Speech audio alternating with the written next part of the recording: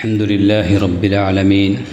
والصلاة والسلام على سيد الأنبياء والمرسلين وعلى آله وأصحابه أجمعين. أما بعد فأعوذ بالله من الشيطان الرجيم. بسم الله الرحمن الرحيم. قل هذه سبيلي أدعو إلى الله على بصيرة أنا ومن اتبعني وسبحان الله وما أنا من المشركين. آمنت بالله صدق الله العلي العظيم وصدق رسوله النبي الأمين المكين الكريم ونحن على ذلك لمن الشاهدين والشاكرين والحمد لله رب العالمين. کچھ کہنے اور سننے سے پہلے ایک مرتبہ نہایت ادب و احترام کے ساتھ بارگاہ رسالت و عالی رسالت میں ہدیہ درود و سلام پیش کر لیں. اللہم صلی علی سیدنا و مولانا محمد وعلی آل سیدنا و مولانا محمد وبارک وسلم صلاۃ و سلام علیک یا رسول اللہ صلی اللہ علیہ وسلم. نہایت ہی بابرکت محفل میں ہم سب اپنے ساقی اپنے مرشد کے زیر سایہ اللہ اس کے رسول صلی اللہ علیہ وسلم کی گفتگو اور اللہ کے ان نیک بندوں کا تذکرہ سن رہے ہیں جو روئے زمین پر اللہ کی خوشبو ہیں. اللہ تبارک و تعالی ہمیں صالحین کے قدموں سے جوڑ کر رکھے اور قیامت کے دن ہمیں ہمارا حشر ان کے ساتھ فرمائے. آج کی یہ محفل دو عظیم شخصیتوں کی جانب منسوب ہے اور وہ دو عظیم شخصیتیں، ان شخصیتوں میں اول الذکر شخصیت قطب ربانی غوث سمدانی ہیکل رحمانی سیدنا شیخ عبد القادر جیلانی قدس اللہ تعالی سرہ، اور دوسری شخصیت سلطان المشائخ محبوب الہی محب الفقراء والمساکین سیدنا نظام الدین قدس اللہ تعالی سرہ کی ذات گرامی ہے. اللہ تبارک و تعالی نے ان دونوں شخصیتوں کو ایسی محبوبیت عطا فرمائی تھی، محبوبیت کا وہ مقام عطا فرمایا تھا کہ ایک پوری دنیا میں محبوب سبحانی کے نام سے معروف ہوئے اور دوسرے محبوب الہی کے نام سے مشہور و معروف ہوئے. اللہ تبارک و تعالی نے کیسی عظمت عطا فرمائی تھی ان شخصیات کو، اس کا اندازہ لگانے کے لیے حضرت خواجہ نصیر الدین چراغ دہلوی قدس اللہ تعالی سرہ کے خلیفہ حضرت شیخ ابو جعفر مکی رحمۃ اللہ تعالی علیہ کی ایک بات بیان کرتا ہوں. وہ فرماتے ہیں اپنی کتاب بحر المعانی میں کہ میں ایک مرتبہ حضرت خضر کے ساتھ ایک کشتی میں سوار تھا اور اللہ تبارک و تعالیٰ کے محبوب ترین بندوں کے بارے میں، اولیاء کے بارے میں گفتگو چل رہی تھی. تو اس میں حضرت خضر نے فرمایا کہ اس نیلگو آسمان کے نیچے محبوب سبحانی اور محبوب الہی سے زیادہ بزرگ و برتر شخصیت میں نے کسی کو نہیں پایا. یہ وہ ماہ مبارک ہے کہ اسی ماہ میں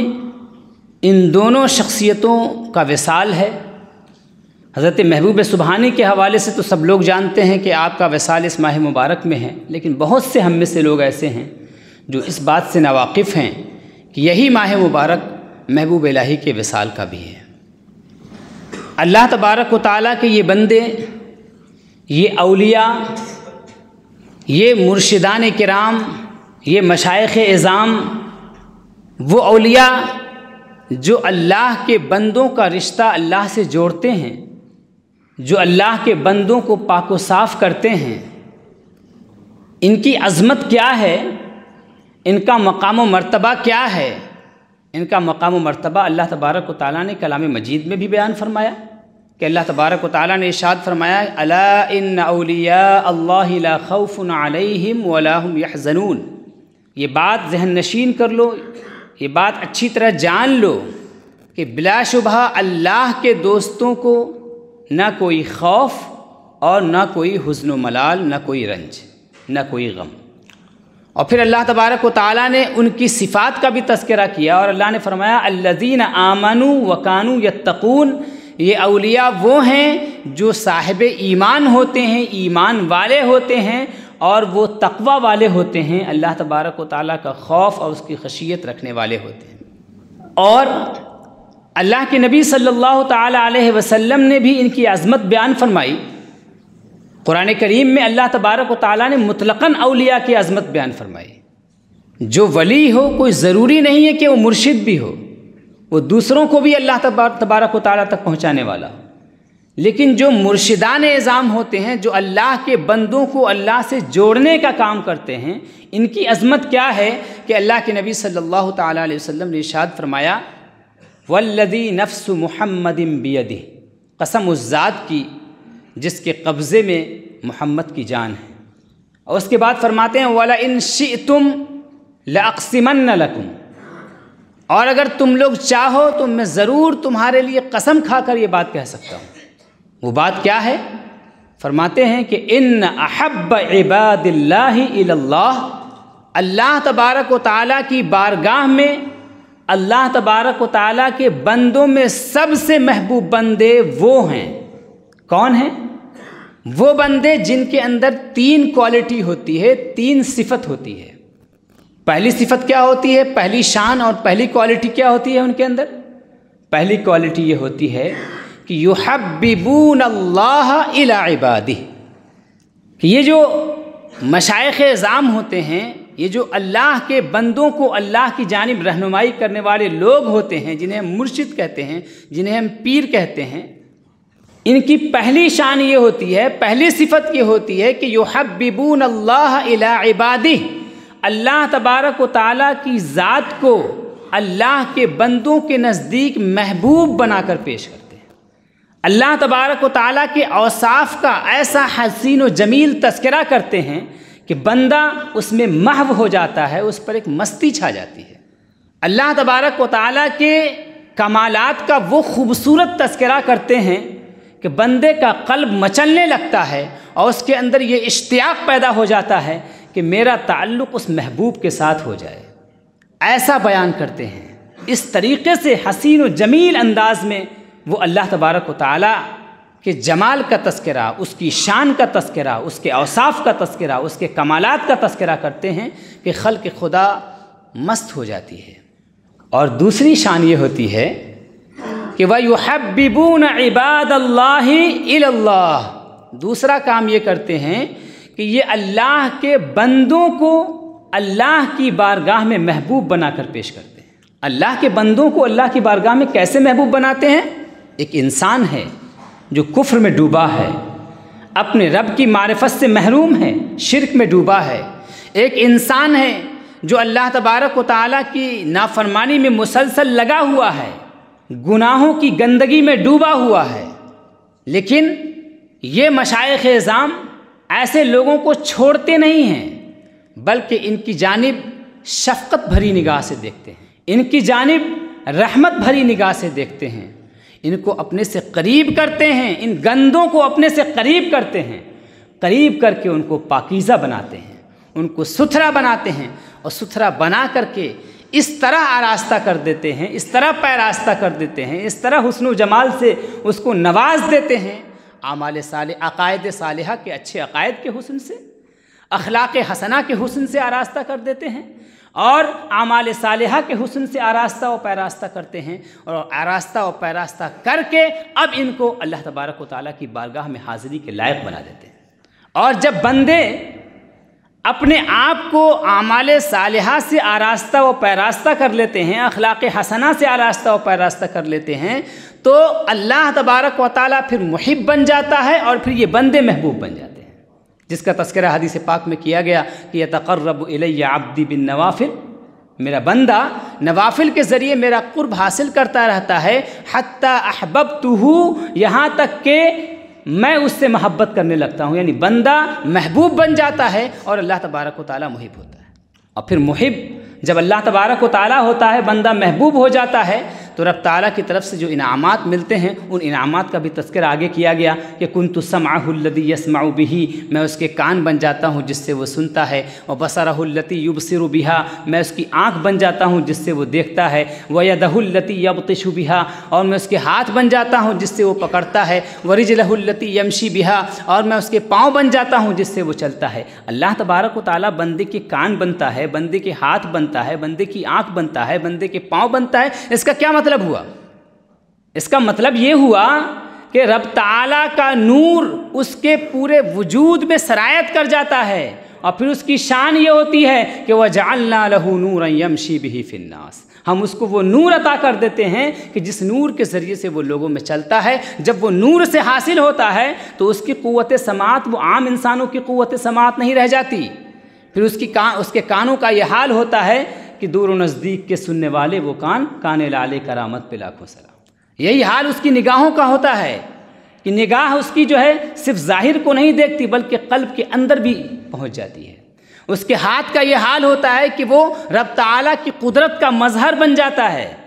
رب تعالیٰ کی قدرت کا مظہر بن جاتا ہے۔ اپنا ہاتھ جب وہ کسی مریض کے سینے پر پھیر دیتا ہے تو ظاہری بیماری بھی دور ہو جاتی ہے اور قلبی و باطنی بیماری بھی دور ہو جاتی ہے۔ وہ اس کا ظاہر و باطن دونوں پاک و صاف ستھرا ہوتا ہے، اور وہ مقام ملتا ہے کہ وَلَئِن سَأَلَنِي لَأُعْطِيَنَّهُ، اگر وہ مجھ سے کچھ مانگے گا تو میں ضرور بالضرور اسے عطا کروں گا۔ یہ شان اس بندے کو عطا ہوتی ہے۔ تو یہ مشائخ اعظام ہوتے ہیں، یہ مشائخ اعظام، یہ اللہ تبارک و تعالیٰ کے بندے، یہ اللہ تبارک و تعالیٰ کے محبوب ترین بندے ہیں۔ ان کی تیسری کوالٹی یہ ہے کہ وَيَمْشُونَ عَلَى الْأَرْضِ بِالنَّصِيحَةِ، یہ روئے زمین پر خیر خواہی کے ساتھ چلتے ہیں، خیر خواہی کے ساتھ چلتے ہیں، یعنی ہر فرد بشر کی، ہر انسان کی وہ خیر خواہی اور بھلائی چاہتے ہیں، کسی کا برا نہیں چاہتے۔ ان کے ہاں محبت سب کے لیے ہوتی ہے، نفرت کسی کے لیے نہیں ہوا کرتی ہے۔ ان کے ہاں محبت سب کے لیے ہوتی ہے، ہر انسان سے محبت کرتے ہیں۔ ان کو وہ کبھی اس بات کو نہیں دیکھتے کہ وہ اس کا مذہب کیا ہے، اس کا عقیدہ کیا ہے، اس کا علاقہ کیا ہے، وہ کس علاقے سے رہنے والا ہے، اس کی زبان کیا ہے، اس کا رنگ کیا ہے، اس کی نسل کیا ہے، ان چیزوں کو نہیں دیکھتے۔ وہ ان تمام چیزوں سے پرے ہو کر کے وہ رب تعالیٰ کی شان کا مظہر ہوتے ہیں کہ رب تعالیٰ اپنے تمام بندوں کو نعمتیں عطا فرماتا ہے۔ وہ اس بات کی تفریق نہیں فرماتا کہ یہ روزی دینے میں کہ یہ بندہ جو ہے یہ کس مذہب کا ہے، کس ذات کا ہے، کس خاندان کا ہے، کس رنگ کا ہے، کس علاقے کا ہے، بلکہ اللہ تبارک و تعالیٰ اپنی نعمتوں سے سارے انسانوں کو حصہ عطا فرماتا ہے، ساری مخلوق کو حصہ عطا فرماتا ہے۔ تو یہ جو اللہ کے نیک بندے ہوتے ہیں زمین پر نصیحت و خیر خواہی کے ساتھ چلتے ہیں، سب کا بھلا چاہتے ہیں، کسی کا برا نہیں چاہتے، بلکہ جو لوگ ان سے دشمنی کرنے والے ہوتے ہیں ان کا بھی بھلا چاہتے ہیں، ان کی بھی خیر خواہی چاہتے ہیں۔ اور حضرت محبوب سبحانی کی نسبت سے مجلس منعقد ہوئی ہے، انہوں نے فرمایا کہ کوئی بھی انسان جب تک اس کے اندر 12 اوصاف نہ پائے جائیں وہ مسند سجادگی پر بیٹھنے کا مستحق نہیں ہوتا ہے۔ 2 وصف رب تعالیٰ کے، 2 وصف رسول اللہ کے، 2 وصف سیدنا صدیق اکبر کے، 2 وصف سیدنا عمر کے، 2 وصف سیدنا عثمان کے، اور 2 وصف سیدنا علی کرم اللہ تعالی وجہہ الکریم کے۔ فرماتے ہیں کہ 2 وصف جو رب تعالیٰ کی صفت سے جو اس سے متصف ہونا ہے وہ یہ ہے کہ وہ جو بھی مرشد ہوگا، جو بھی بندوں کو اللہ سے جوڑنے والا انسان ہوگا، بارگاہ الہی کے لائق بنانے والی شخصیت ہوگی، وہ اس کے اندر رب تعالیٰ کے 2 اوصاف ہوں گے کہ وہ ستار ہوگا اور غفار ہوگا۔ یعنی رب تعالیٰ کی صفت ستاریت کا وہ مظہر ہوگا، رب تعالیٰ کی صفت غفاریت کا وہ مظہر ہوگا کہ وہ بندوں کی عیب پوشی کرنے والا ہوگا اور بندوں کو سے عفو درگزر کا معاملہ، معافی کا معاملہ کرنے والا ہوگا۔ اور 2 صفت نبی کریم صلی اللہ علیہ وسلم کی یہ ہوگی کہ وہ شفیق ہوگا اور رفیق ہوگا۔ وہ شفیق ہوگا اور رفیق ہوگا، وہ شفقت کرنے والا ہوگا، جس کا تذکرہ اللہ تبارک و تعالیٰ نے کلام مجید میں فرمایا کہ لَقَدْ جَاءَكُمْ رَسُولٌ مِّنْ أَنفُسِكُمْ عَزِيزٌ عَلَيْهِ مَا عَنِتُّمْ حَرِيصٌ عَلَيْكُمْ بِالْمُؤْمِنِينَ رَءُوفٌ رَحِيمٌ۔ شفیق ہوگا، شفقت کا فرمانے والا ہوگا، اور رفیق ہوگا، دوست ہوگا۔ شیخ و مرشد جو ہوتا ہے وہ راہ کا رفیق ہے۔ اللہ تبارک و تعالیٰ تک پہنچنے کی جو راہ ہے اس راہ کا رفیق ہے، وہ ہاتھ پکڑ کر اللہ کے بندوں کو اللہ کی بارگاہ تک پہنچاتا ہے، وہ پھسلنے کے مقامات سے بچاتا ہے۔ راستے کی ہلاکتوں سے بچاتا ہے، وہ بتاتا ہے کہاں کہاں انسان ہلاک ہو سکتا ہے، کہاں کہاں کن کن مقامات پر شیطان انسان کے ایمان کو لوٹ سکتا ہے، کہاں کہاں پر نفس انسان کو دھوکے دے سکتا ہے۔ ایسے تمام مقامات سے شیخ جو ہے وہ آگاہ کرتا ہے، اور اس کے ہاں رفق اور نرمی پائی جاتی ہے۔ یہ سارے کام وہ محبت کے ساتھ انجام دیتا ہے، پیار کے ساتھ، لطف و مہربانی کے ساتھ انجام دیتا ہے، کیونکہ وہ اپنے نبی صلی اللہ علیہ وسلم کا مظہر ہوتا ہے۔ وَلَوْ كُنْتَ فَظًّا غَلِيظَ الْقَلْبِ لَانفَضُّوا مِنْ حَوْلِكَ فَاعْفُ عَنْهُمْ وَاسْتَغْفِرْ لَهُمْ وَشَاوِرْهُمْ فِي الْأَمْرِ، کہ اگر آپ کی زبان میں سختی ہوتی یا رسول اللہ، آپ کی زبان میں سختی ہوتی یا آپ کے قلب میں سختی ہوتی، تو یہ صحابہ کی جماعت، جو چاہنے والوں کی جماعت آپ کے گرد ہے، یہ جماعت آپ کے پاس نہ ہوتی۔ آپ ان کو معاف فرمائیے، ان کے لیے دعائے مغفرت کیجئے۔ یہ اللہ تبارک و تعالیٰ نے اپنے نبی کے اوصاف میں ذکر کیا ہے، اور ظاہر سی بات ہے کہ یہ جو اولیاء ہیں یہ اپنے نبی کے نائب ہیں، مشائخ اپنے نبی کے نائب ہیں۔ دو صفت جو سیدنا صدیق اکبر رضی اللہ تعالیٰ عنہ کی ہوتی ہے وہ یہ کہ وہ صادق و متصدق ہو، صادق ہو اور متصدق ہو۔ صادق ہو یعنی اس کا ظاہر و باطن یکساں ہو، جو خلوت میں وہی جلوت میں، جو تنہائی میں وہی لوگوں کے سامنے، ہر حال میں اس کا معاملہ ایک ہوتا ہے، اس کا تعلق بہر صورت ہر حالت میں اپنے رب کے ساتھ جڑا ہوا ہوتا ہے، صادق ہوتا ہے۔ اور متصدق ہوتا ہے، وہ اتنا باہمت ہوتا ہے، ایسی عظمتوں کا وہ حامل ہوتا ہے کہ وہ اپنا سب کچھ اللہ کے راستے میں نثار کرنے والا ہوتا ہے، سب کچھ قربان کرنے والا ہوتا ہے، جیسا کہ سیدنا صدیق اکبر نے سب کچھ اللہ کے رسول کی بارگاہ میں پیش کر دیا، اللہ کی راہ میں قربان کر دیا، اور جب پوچھا تو فرمایا سیدنا صدیق اکبر نے کہ میں نے گھر میں اللہ اس کے رسول کو چھوڑا ہے۔ اور سیدنا عمر کی دو صفت اس کے اندر ہوتی ہے، وہ یہ کہ وہ امار ہوتا ہے اور نہا ہوتا ہے، بہت زیادہ حق کا، بھلائی کا، اچھی باتوں کا حکم دینے والا ہوتا ہے، اور بہت زیادہ برائیوں سے وہ روکنے والا ہوا کرتا ہے۔ سیدنا عثمان کی دو صفت اس کے اندر ہوتی ہے کہ وہ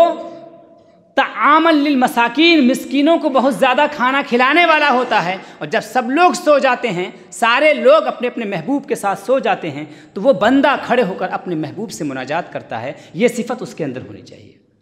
جب سب سو جائیں تو رب کی بارگاہ میں کھڑے ہونے والا ہو، اللہ کی بارگاہ میں اپنی مناجات کرنے والا ہو۔ اور دو صفت سیدنا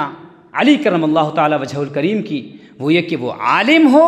اور شجاع ہو، علم والا ہو، علم رکھنے والا ہو، علم شریعت ہو، علم طریقت ہو، ہلاکت کے مقامات سے واقف ہو، کہاں کہاں نفس انسان کو لوٹتا ہے،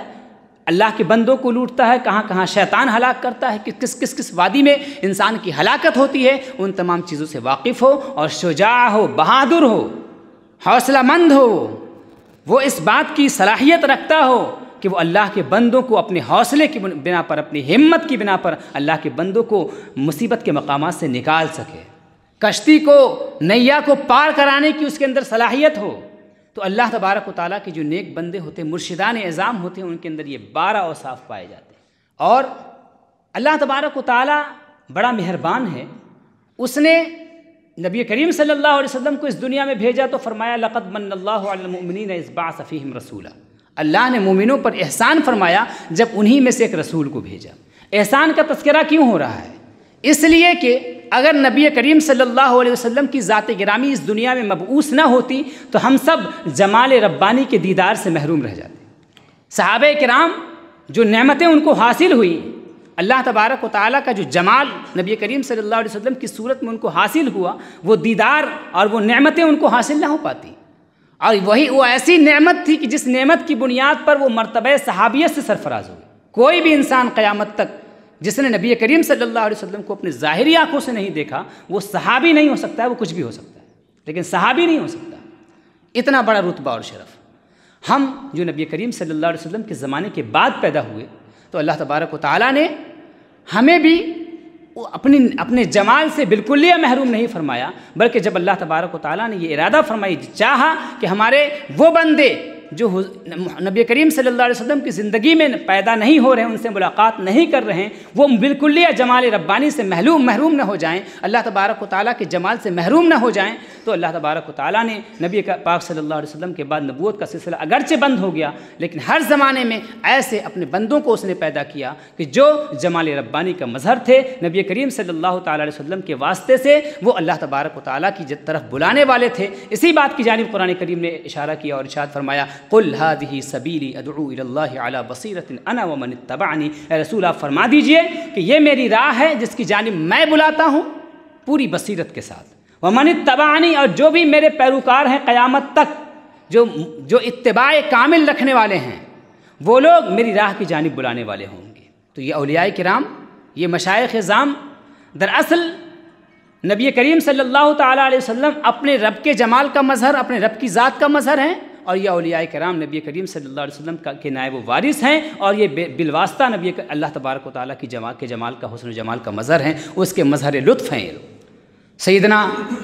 محبوب سبحانی اور سیدنا محبوب الہی انہی دو عظیم شخصیات میں ہیں جو کہ اپنے اپنے زمانے میں اللہ تبارک و تعالیٰ کے حسن و جمال کا مظہر تھے اور نبی کریم صلی اللہ علیہ وسلم کے نائب تھے۔ ان شخصیات نے کیا کارنامہ انجام دیا؟ محبوب سبحانی کی اگر ہم بات کریں، آپ بغداد میں پیدا ہو رہے ہیں عباسی عہد میں، وہ دور ہے کہ اسلامی حکومت تو قائم ہے، عباسی خلیفہ موجود ہے، لیکن انتشار کا دور ہے، اسلامی حکومت کمزور ہو رہی ہے، وہ زمانہ ہے۔ اگرچہ بظاہر سب کچھ ٹھیک ہے، اسلامی نظام کہیں نہ کہیں قائم ہے اور سارے ادارے چل رہے ہیں، سارا نظام چل رہا ہے، لیکن اس کے باوجود اس عہد کا اگر ہم تجزیہ کرتے ہیں تو معلوم یہ ہوتا ہے کہ لوگوں کے ہاں رسم دین تو موجود تھا، لیکن حقیقت دین کہیں نہ کہیں غائب تھی۔ یہی وجہ ہے کہ جب اس عہد میں محبوب سبحانی ظاہر ہوتے ہیں، اللہ تبارک و تعالیٰ ان کو پیدا فرماتا ہے، تو ان کے خطبات کا اگر ہم مطالعہ کریں، الفتح الربانی کا مطالعہ کریں یا فتوح الغیب کا مطالعہ کریں، تو ہم دیکھتے ہیں کہ اس زمانے کے ہر طبقے کو وہ للکارتے ہیں، وہ حکام کو بھی للکارتے ہیں، وہ علماء کو بھی للکارتے ہیں، وہ عبادت گزاروں کو بھی للکارتے ہیں، عوام الناس کو بھی للکارتے ہیں، اور سب کو اللہ تبارک و تعالیٰ کی جانب رجوع کی دعوت دیتے ہیں، سب کو اللہ تبارک و تعالیٰ کی جانب رجوع کی دعوت دیتے ہیں۔ اور محبوب سبحانی خود جو مقام ارشاد پہ پہنچے، خلق خدا کی ہدایت کے مقام پہ جو پہنچے، وہ کیسے پہنچے، اس چیز کو بھی ہمیں جاننا چاہیے، کیسے اس مقام تک پہنچے۔ انہوں نے اس مقام کو یوں ہی نہیں پا لیا ہے چیزیں خود بخود چیزیں نشد، ہے چاہن خنجر تیزے نشد، مولوی ہرگز نشد مولائے روم، تا غلام شمس تبریزے نشد۔ محبوب سبحانی یوں ہی خود بخود محبوب سبحانی نہیں بن گئے، پہلے انہوں نے اپنے آپ کو کسی کے در پہ پامال کیا تھا، اپنے آپ کو کسی کے در پہ ڈالا تھا، کسی کے سامنے اپنے آپ کو سرنڈر کیا تھا، تو جس کے سامنے انہوں نے سرنڈر کیا، اس نے ان کو اللہ تبارک و تعالیٰ کی بارگاہ تک پہنچنے کے لائق بنایا، ان کو سجایا سنوارا، تب جا کر کے وہ اس مقام پر پہنچے کہ وہ خلق خدا کی ہدایت کا کام انجام دے سکے۔ آپ کا دور یہ تھا زمانے طالب علمی میں، مجاہدات کے دور میں، آپ نے سبزی کا وہ حصہ جسے ہم کاٹ کر پھینک دیتے ہیں، اس کو کھا کر کے آپ نے گزارے کیے ہیں، تاریخ یہ بتاتی ہے، اس کو کھا کر کے آپ نے گزارے کیے ہیں، اور مجاہدات کیے، مشقتیں جھیلی، نفس کو تکلیف پہنچایا، اس کے بعد جو ہے بلند مقامات تک پہنچے، اور جب مقام ہدایت پر پہنچے تو ہر طبقے کو نصیحت کی، ہر طبقے کی خیر خواہی چاہیے، آپ نے سب کو حق کی جانب بلایا، آپ نے لوگوں کو ایک ایسا پیغام دیا جس پیغام کے اندر زندگی ہے۔ آپ فرماتے ہیں اپنے ایک پیغام میں لوگوں کو واعظ کرتے ہوئے، نصیحت کرتے ہوئے فرماتے ہیں کہ اے لوگو طر الی الحق بجناحی الکتاب والسنہ، اے لوگو حق کی جانب کتاب و سنت کے پر لگا کر اڑ جاؤ۔ محبوب سبحانی نے اپنے اس قول میں دو باتیں بیان فرمائی ہیں، ایک بات یہ بیان فرمائی کہ منزل مقصود اللہ تبارک و تعالیٰ کی ذات ہے، اور دوسری یہ بات بیان فرمائی کہ اللہ تبارک و تعالیٰ کی ذات تک رسائی کا جو وسیلہ اور ذریعہ ہے وہ کتاب و سنت ہے، قرآن سنت ہے۔ ایسا نہ ہو کہ کوئی انسان یہ سوچے کہ میں کتاب و سنت کی پیروی کے بغیر اللہ تبارک و تعالیٰ تک پہنچ جاؤں گا، اور ایسا بھی نہ ہو کہ کوئی انسان کتاب و سنت پڑھے اور اس کے پڑھنے پڑھانے میں ہی گم ہو جائے اور اس کو خود منزل مقصود حاصل نہ ہو پائے، وہ اللہ تبارک و تعالیٰ تک رسائی سے محروم رہ جائے۔ دونوں نعمتیں حاصل ہونی چاہیے۔ آپ فرماتے ہیں اپنے ایک قول میں لوگوں کو نصیحت کرتے ہوئے کہ اخرجوا الدنیا من قلوبکم الی ایدیکم فانھا لا تضرکم، اے لوگوں تم دنیا کو اپنے دلوں سے نکال کر ہاتھ میں رکھو۔ دنیا دل میں رکھنے کی جگہ نہیں ہے، دنیا کا مقام یہ نہیں ہے کہ وہ ہمارے قلب میں جگہ پائے، قلب تو وہ مقام ہے جو دراصل تجلیات ربانیہ کا مرکز ہونا چاہیے تھا۔ یہاں پر اللہ تبارک و تعالیٰ کا نور ہونا چاہیے تھا، اللہ تبارک و تعالیٰ کی محبت ہونی چاہیے تھی، اللہ تبارک و تعالیٰ کے دین سے محبت ہونی چاہیے تھی۔ دنیا کا یہ مقام نہیں ہے۔ اگر دنیا تمہارے ہاتھ میں ہے فَإِنَّهَا لَا تَضُرُّكُمْ، تو پھر یہ دنیا تم کو نقصان نہیں پہنچائے گی۔ ہاتھ میں دنیا اگر ہے تو نقصان نہیں پہنچائے گی۔ آپ فرماتے ہیں اپنے فرمان میں کہ اے لوگو کونوا بوابین علی باب قلوبکم، تم اپنے دلوں کے در پر دربان بن کر بیٹھ جاؤ، دلوں کے دروازے پر دربان بن کر کے، واچ مین بن کر کے، گیٹ کیپر بن کر کے بیٹھ جاؤ، اور دیکھو کون تمہارے دل میں داخل ہوتا ہے۔ ہوشیار رہو، انہی کو انٹری دینا اپنے گھر میں جن کو انٹری دینے کا حکم اللہ اس کے رسول نے دیا ہے۔ اور اپنے دل کا جائزہ لو، گھر کے اندر جائزہ لو کہ تمہارے اس گھر پر قبضہ کس کا پہلے سے ہو چکا ہے۔ جو آکوپیشن ہو، ناجائز قبضہ ہو، اس ناجائز قبضے کو ختم کرو۔ اس دل پر نفس کا اگر قبضہ ہے اس کو نکالو اس گھر سے، اس کا یہ مقام نہیں ہے۔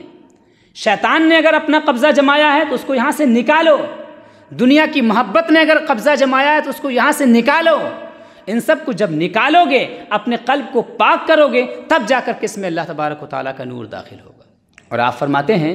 اپنی ایک تعلیم میں کہ میں نے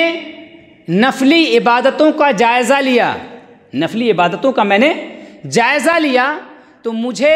خلق خدا کو کھانا کھلانے سے بہتر کوئی عبادت نظر نہیں آئی۔ خلق خدا کو کھانا کھلانے سے بہتر مجھے کوئی عبادت نظر نہیں آئی۔ یہی وجہ ہے کہ ہمارے تمام مشائخ اعظام کے ہاں یہ سنت جاری ہے کہ ان کے ہاں لنگر کا اہتمام ہوتا ہے، اور یہ دراصل نبی کریم صلی اللہ تعالیٰ علیہ وسلم کی سنت ہے کہ آپ نے بھی جب پہلی دعوت کا اہتمام فرمایا تھا تو اس وقت آپ نے پہلے لوگوں کو دعوت دی تھی، کھانا کھانے کی دعوت دی تھی، اپنے ہاں بلایا تھا، اور اس کے بعد پھر ان تک اللہ کا پیغام پہنچایا تھا۔ سیدنا محبوب سبحانی شیخ عبد القادر جیلانی قدس اللہ تعالیٰ سرہ کی وہ ذات گرامی ہے جنہوں نے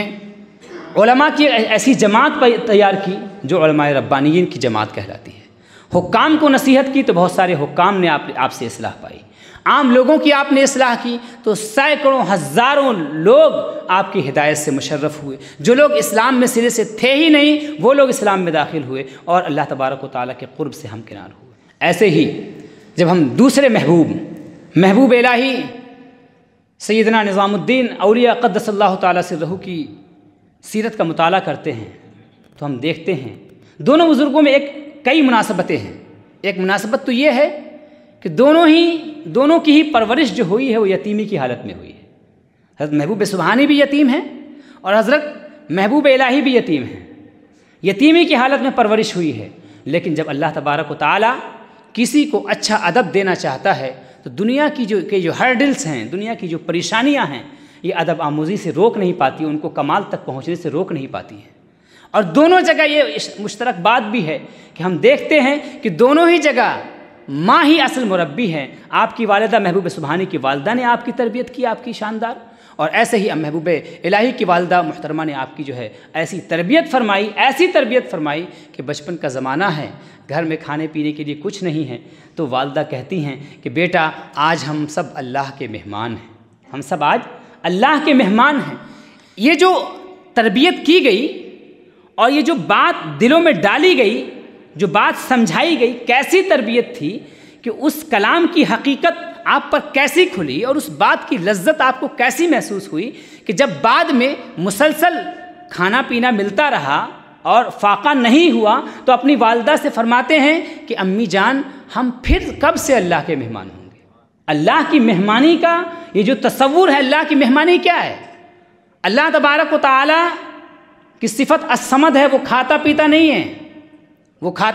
ہے، وہ خلق خدا کو کھلاتا ہے۔ لیکن اللہ تبارک و تعالیٰ کے جو خاص منتخب بندے ہیں ان کو بھی اللہ تبارک و تعالیٰ اپنی اس صفت سے کچھ حصہ عطا فرماتا ہے، اس کا مظہر بناتا ہے ان کو، تو وہ بھی ان کو نہ کھانے میں مزہ ملتا ہے، نہ کھانے میں لطف آتا ہے۔ اور اسی لیے بزرگان دین فرماتے ہیں کہ بھوک ایک ایسی نعمت ہے، بھوک کو برداشت کرنا، بھوک پہ صبر کرنا ایک ایسی نعمت ہے کہ اگر یہ بازاروں میں یہ نعمت ملتی تو ہم اسے اپنی ساری دولت دے کر کے خریدتے، دے کر کے اسے حاصل کرتے، تو کیسی لذت ان کو حاصل ہوئی ہوگی۔ آپ بدایوں سے جب دلی پہنچتے ہیں، دلی میں انتہائی مشقت کا زمانہ ہے، تنگی و دشواری کا زمانہ ہے، جبکہ دلی میں وہ ہر طرف عیش و عشرت ہے، چیزیں سستی ہیں، بہت ہی خوشحالی کا زمانہ ہے، لیکن محبوب الہی کے پاس اتنا پیسہ نہیں ہے کہ وہ اپنے گھر والوں کی کفالت صحیح طریقے سے کر سکے، اپنے والدہ کی کفالت اور جو بہنیں تھیں ان کی صحیح طریقے سے کفالت کر سکے۔ آپ کے پاس اتنا پیسہ نہیں ہے۔ اس تنگی اور مشقت کے دشواریوں کے باوجود آپ کی والدہ نے جو آپ کی تربیت کی،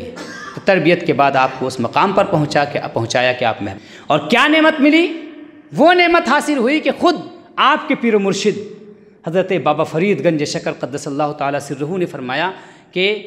نظام الدین، آپ کو اللہ تبارک و تعالیٰ نے 3 نعمت عطا فرمائی ہے۔ وہ اکٹھا 3 نعمتیں سب کو عطا نہیں ہوتی ہیں۔ وہ نعمت کیا ہے؟ علم، عقل، عشق۔ علم کامل کی نعمت،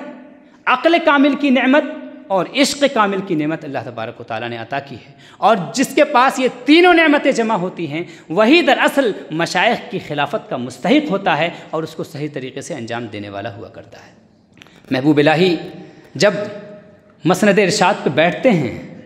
آپ کے اخلاق کیا ہیں؟ آپ اپنے نبی کے نائب ہیں۔ جو صفات نبی کریم صلی اللہ تعالی علیہ وسلم کی تھی، قرآن کریم نے جس کو بیان کیا کہ لقد جاءکم رسول من انفسکم عزیز علیہ ما عنتم، تمہارا مشقت میں پڑنا گراں گزرتا ہے، ان کے اوپر رسول پر گراں گزرتا ہے۔ حریص علیکم، تمہاری بھلائی کے، تمہاری ہدایت کے بہت زیادہ خواہش مند ہیں، اور بالمؤمنین رؤوف الرحیم، مومنوں پر بہت زیادہ مہربان اور رحم فرمانے والے ہیں۔ تو آپ کے اخلاق ایسے ہیں کہ آپ نبی کریم صلی اللہ علیہ وسلم کی ان صفات کے مظہر ہیں۔ جو لوگ آپ کو تکلیف دے رہے ہیں ان کے حق میں آپ دعائیں کر رہے ہیں۔ آپ فرماتے ہیں کہ ہر کے مارا رنج دادا راحتش بسیار بار، جس نے ہم کو تکلیف دی اس کے عیش و آرام خوب اچھی زندگی اس کی گزرے۔ آپ فرماتے ہیں کہ جس نے ہماری راہ میں کانٹے بچھائے اس کی زندگی کی ہر کلی ہمیشہ مسکراتی ہی رہے۔ یہ محبوب الہی ہے۔ آپ کا اپنے دشمنوں کے ساتھ معاملہ کیا ہے؟ آپ کا اپنے دشمنوں کے ساتھ معاملہ یہ ہے کہ ایک شخص تھا اندرپت میں، جھجو نام کا، وہ آپ کو برا بھلا ہمیشہ کہا کرتا تھا، آپ کے بارے میں آپ کی برائیاں کیا کرتا تھا، آپ کے ساتھ بدخلقی کے ساتھ پیش آتا تھا۔ اس کا انتقال ہو گیا، اس کی موت ہو جاتی ہے، تو محبوب الہی اس کے جنازے میں شرکت فرماتے ہیں۔ صرف شرکت نہیں فرماتے بلکہ اس کے سرہانے آپ 2 رکعت نماز ادا فرماتے ہیں، اور 2 رکعت نماز ادا فرمانے کے بعد اللہ کی بارگاہ میں دعا کرتے ہیں کہ مولا، اس نے جو میرے ساتھ بدخلقی کی تھی، میرے ساتھ جو اس کا رویہ تھا، اس رویے کی بنیاد پر اس بندے کو عذاب نہ دینا، اس لیے کہ میں نے اس بندے کو معاف کر دیا۔ یہ ہیں کیونکہ وہ کسی کی تکلیف نہیں چاہتے، وہ لوگوں کی ہدایت چاہتے ہیں، لوگوں کی بھلائی چاہتے ہیں۔ ایسے پردپوش ہیں یہ لوگ، چونکہ اپنے نبی کے نائب ہیں اور اپنے رب کی صفت کا مظہر ہیں۔ ایسے لوگ ہیں یہ۔ کچھ لوگ محبوب الہی کی بارگاہ میں جا رہے تھے،